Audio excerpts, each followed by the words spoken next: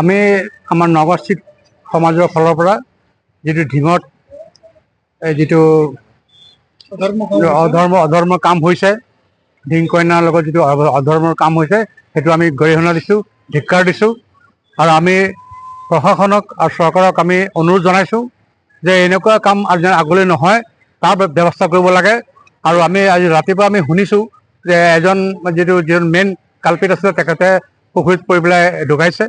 আৰু এইটো প্ৰভুৱে যিটো শাস্তি দিছে, আৰু বাকী যিজনক যি শাস্তি দিব লাগে চৰকাৰে দিয়ক, প্ৰশাসনে দিয়ক, য'তে আছে ধৰি পেলাই শাস্তি দিয়ক। আৰু এনেকুৱা শাস্তি দিয়ক যিটো আগলৈ যেন এনেকুৱা বেয়া কাম নহয়, কোনো কৰিবলৈ সাহস নাপায়, তেনেকুৱা কাম কৰক। আৰু আমি বহুত বিভিন্ন প্ৰান্তৰ পৰা এইবিলাক শুনি আছোঁ, আমি পেপাৰ নিউজে পাই আছোঁ, নিউজতো পাই আছোঁ যে সকলো ধৰণতে সকলো প্ৰান্ততে এনেকুৱা ঘটনা ঘটিছে। এই ঘটনাটো আমি ধিক্কাৰ দিছোঁ। আপোনাৰ শিখ সমাজৰ ফালৰ পৰা আমাৰ ফালৰ পৰা আমি এই এনেকুৱা ঘটনা যেন নহয় আগলৈ, আমি গুৰু মহাৰাজৰ ওচৰত আমি প্ৰাৰ্থনা জনামেই। আৰু আপোনাৰ চৰকাৰ আৰু প্ৰশাসনকো আমি অনুৰোধ জনাইছোঁ যে তেখেতে নিজৰ ব্যৱস্থা লৈ পেলাই সকলোকে শাস্তি দিয়া ব্যৱস্থা কৰক, দোষীক শাস্তি দিব লাগে।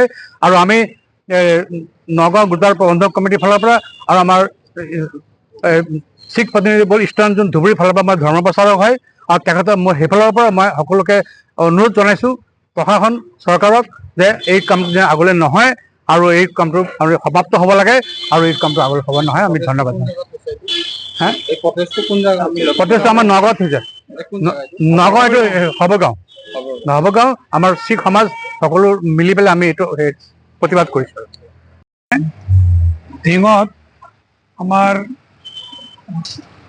ছোৱালীৰ লগত যি ৰেপ কেছ হৈছে বা যি অধৰ্ম হৈছে, দ্যাট ইজ ভেৰি নিন্দনীয় বস্তু। এইটো খুব নিন্দা কৰোঁ আমি। আৰু আমি প্ৰশাসনক ৰিকুৱেষ্ট কৰোঁ যিমান জলদি পাৰে বাকীকেইটাও যিকেইটা কালপ্ৰিট আছে they should be punished. And side by side we request to the government that government should adopt such a system that these girls, our mothers, our sisters, they should be protected as much as possible. They should be protected for these bad works. The government should take initial to the regarding this rape and this adharma kam ji hoy, etu hobo nalage. So I request to the government so much. Thank you very much.